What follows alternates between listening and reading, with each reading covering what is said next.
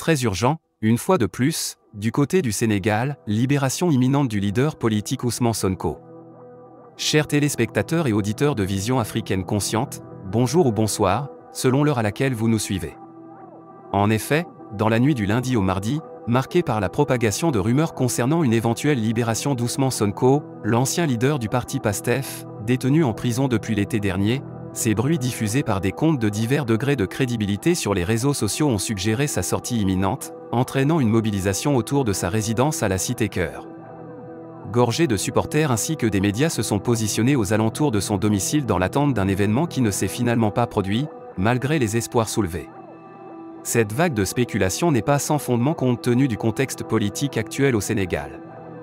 En effet, le président Macky Sall, dans une volonté d'apaiser les tensions politiques, a ordonné des rumeurs entraînant la libération de nombreux prisonniers considérés comme politiques par l'opposition. Plus de 600 personnes ont bénéficié de cette décision.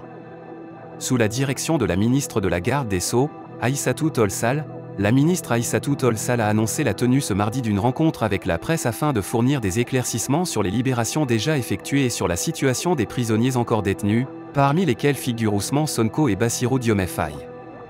Ce dernier, candidat à l'élection présidentielle, représente le camp de Sonko dans un contexte électoral encore tendu. Mais mes amis, ce n'est pas tout du côté du Sénégal. La France lance, en quelque sorte, un grand appel au président Macky Sall. En effet, le ministère français des Affaires étrangères a mis en avant une forte pression sur les autorités sénégalaises en exhortant à l'organisation rapide de l'élection présidentielle, selon un communiqué officiel du Quai d'Orsay. Cette demande intervient dans un contexte de tension politique au Sénégal, caractérisé par l'annulation de la convocation du corps électoral prévue pour le 25 février par le président Macky Sall. Pour cela, la diplomatie française exhorte à préserver la longue tradition démocratique du Sénégal et insiste sur l'impératif de respecter la constitution sénégalaise et de garantir les libertés publiques dans le processus électoral à venir. Elle encourage également tous les acteurs politiques à privilégier le dialogue. La crise politique a éclaté lorsque le président Sall a annoncé lors d'un discours télévisé le 3 février l'annulation de son décret convoquant le corps électoral pour le 25 février. Cette décision découle d'un différend concernant la liste des candidats. Toutefois, aucune nouvelle date pour l'élection présidentielle n'a encore été fixée.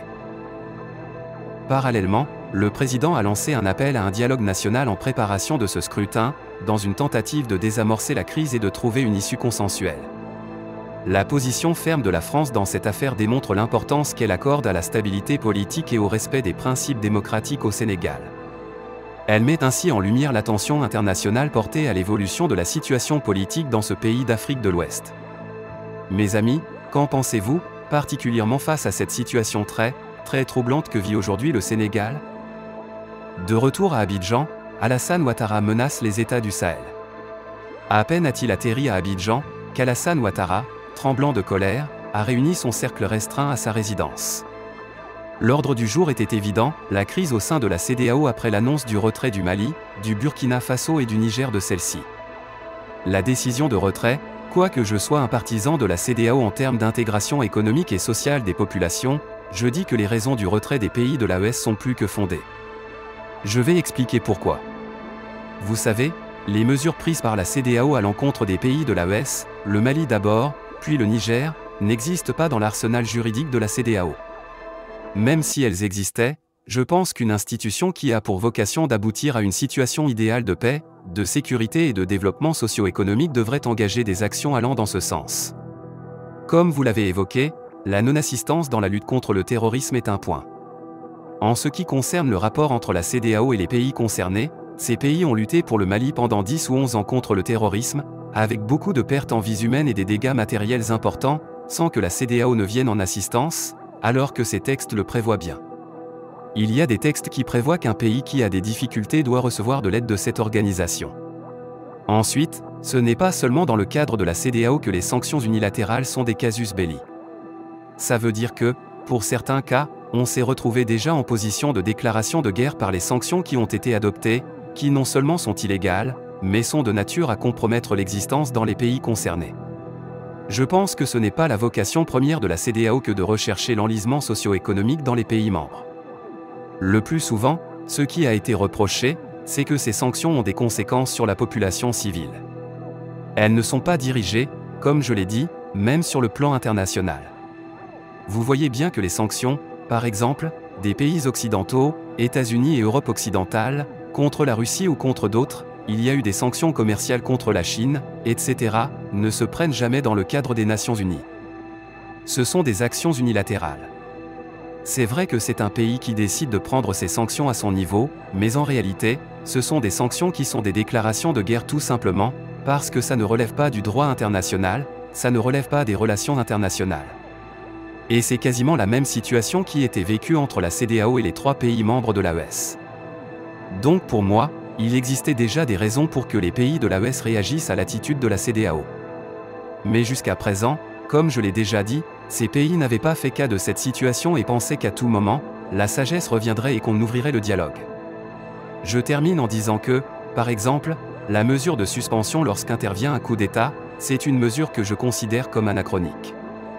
Étant donné que ces pays sont suspendus de participer aux instances de la CEDEAO, mais ils participent aux instances de l'Union africaine, ils participent aux instances des Nations Unies, ils ont des relations avec d'autres grands dans le monde.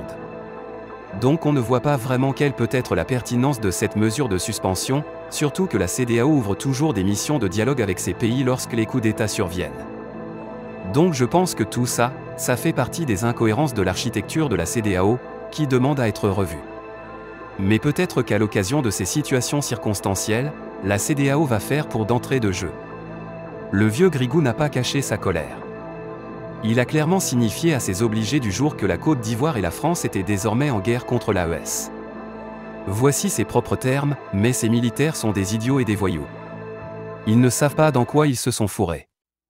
Ils ne savent pas qu'ils ont mis leurs doigts dans un engrenage qui va les broyer. Je vous le dis, c'est fini pour eux. J'ai eu un long entretien avec mon ami Macron et les choses sont claires pour nous. Jamais nous n'accepterons que des voyous comme ça détruisent notre espace sous-régional.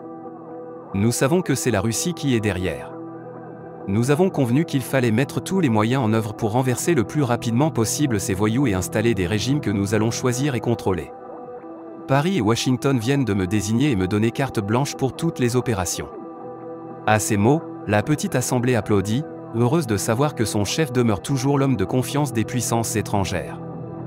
Chers militaires de l'Alliance des États du Sahel, sachez que le plus dur commence pour vous, et donc vous devez marquer plus de vigilance. La situation ne sera pas facile, mais c'est le prix de la liberté, c'est le prix à payer pour l'indépendance.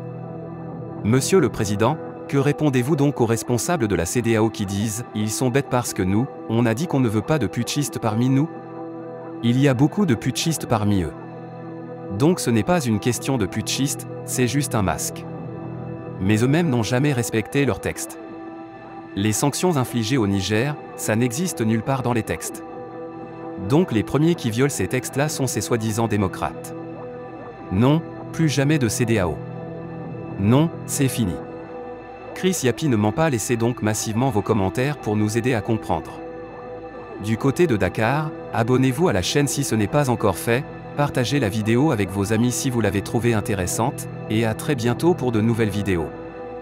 Bye bye.